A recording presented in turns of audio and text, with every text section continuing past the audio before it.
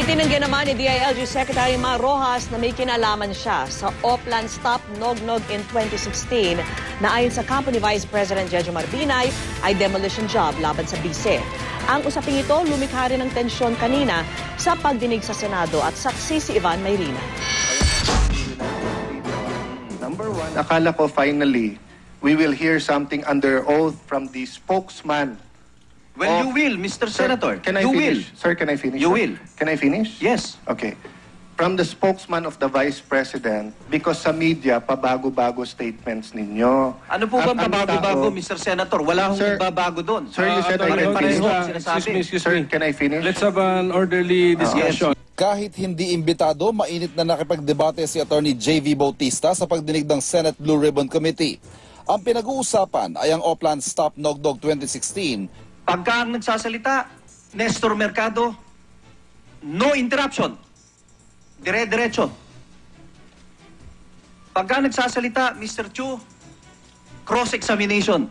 Sabi ni Bautista, ang pagdinig ng Senado sa mga alegasyon laban kay Binay ay bahagi ng Oplan Nognog. We have been able to come to this conclusion that after all we've gathered, and mind you, the Vice President has friends, even in the Liberal Party, even in the Nationalista Party. You said you came to the conclusion.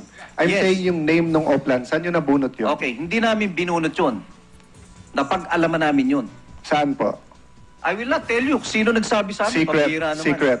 Of course. Secret. That's Anyway Mr. po. Senator, No, it's okay. It's okay. I will respect You that. cannot, yes, of course. And kung Of meron course. bank secrecy, meron din Nognog secrecy. Attorney J.B. Bautista, you're on a very short leash.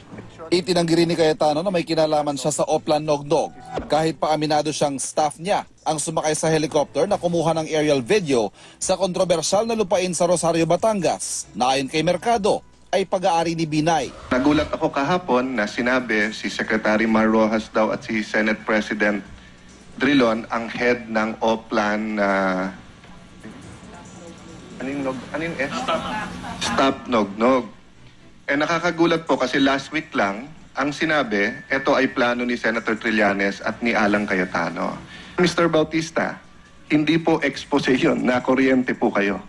Pero alam nyo po, yung sinasabi niyong Oplan Nognog, katang-isip po yan.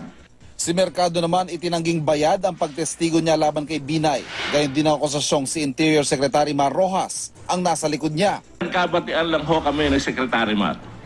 Ngayon, kung may maipapakita po si Vice President, nakatibayang ako'y na-ospital sa alinmang klinik o ospital sa buong Pilipinas.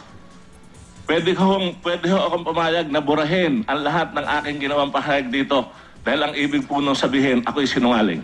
Sinigundahan siya ni Rojas. Panis!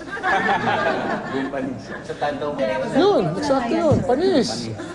Wala, lilinawin ko, wala akong kinalaman sa itong Oplan na ito o anumang itong pinagsasabi ni Vice President Binay. Dumepensa rin ang kalihim sa pagdawit kay Salvador Buddy Zamora, ang negosyanteng may-ari raw ng helicopter sa aerial video at campaign donor daw ni Rojas pero wala sa kanyang Statement of Election Contribution and Expenditures o SOSE. Di tanungin nila si Zamora kung sino umupa nun, kung sino humiram nun.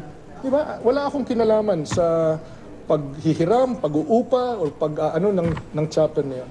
Ako si Ivan Mayrina, ang inyong saksi.